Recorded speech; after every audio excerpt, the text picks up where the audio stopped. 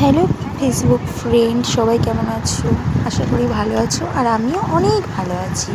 তো দেখো, আজকে দুপুরের মেনু আমাদের ছিল এখানে মাছ রয়েছে। কারা কারা এই মাছটাকে চেনো অবশ্যই কমেন্ট করে জানিও।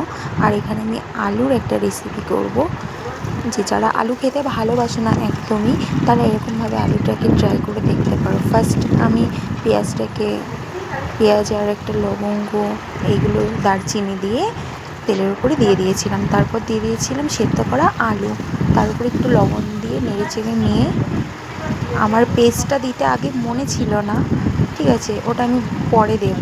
পেস্টটা আমার তেলের উপরে দেবো সেটা আমার খেয়াল ছিল না, যেহেতু তাড়াতাড়ি করে অনেক বেলা হয়ে গেছে আর আমার বর বাড়ি চলে আসবে, ওর জন্য তাড়াহুড়ো করে রান্নাটা করছিলাম। তো দেখো, এখানে জিরে ধনে যা কিছু মশলা লাগে রান্নাতে সব কিছুই কম বেশি অল্প অল্প করে দিয়ে দিলাম। দেওয়ার পরে লাস্টে লঙ্কার গুঁড়োটাও দিয়ে দিলাম, যেহেতু এটা একটু ঝাল ঝাল হবে। আমরা তো ঝাল খেতে ভালোবাসি ভীষণ, তো এটা একটু ঝালঝালই করবো আলুর রেসিপিটা। যারা যারা আলু খেতে একদম ভালোবাসে না, তারা এরকমভাবে ট্রাই করে দেখতে পারো, যে অনেক ভালো লাগবে খেতে। এই দিয়েই ভাত খাওয়া হয়ে যাবে। আমার বড় খায়, আমিও খাই। ইনফ্যাক্ট এটা আমি আমার বাবা মাকেও খাইয়েছিলাম, তাদেরও অনেক পছন্দ ওই খাবারটা। এখন বাড়িতেও রান্না হয় প্রায় দিনই, যেদিন সবজি টবজি থাকে না বিশেষ করে সেদিন বেশি হয়। আর এটা রুটি দিয়ে খেতে তো একদম জাস্ট, মানে কি বলবো, খুবই ভালো লাগে রুটি দিয়ে খেতে। তারপরে দেখো, একটু জল দিয়ে সিদ্ধ করে নিলাম। তার মধ্যে দিতে হবে যেটা সবথেকে ইম্পর্টেন্ট এই রান্নাতে, সেটা হলো ডিম। ডিমটা এরকম যখন জলটা একটু ফুটে যাবে, ডিমটা ওর মধ্যে ভেঙে দিয়ে আমি এখানে দুটো ডিম দিলাম। যেহেতু আলুটা অনেক ছিল, সেই পরিমাণে ডিমটা আমি দুটো দিয়েছি। আর যখন আমাদের দুজনের জন্য করি তখন একটা ডিম দিলেই হয়ে যায়।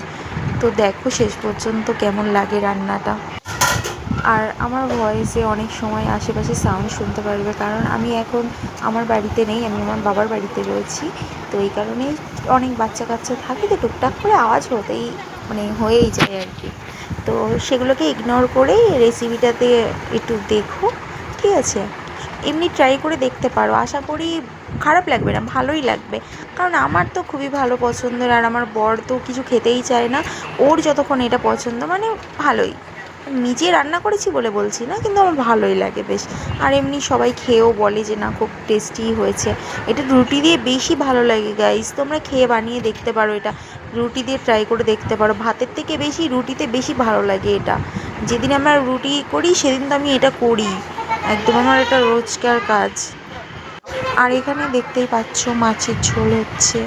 এটা কী মাছ, কেউ যদি চিনে থাকো তাহলে কমেন্টে জানি। আর এখানে চলে এসছে আমাদের র্যাম্বো, ওই যে চলে গেল বললাম বলে।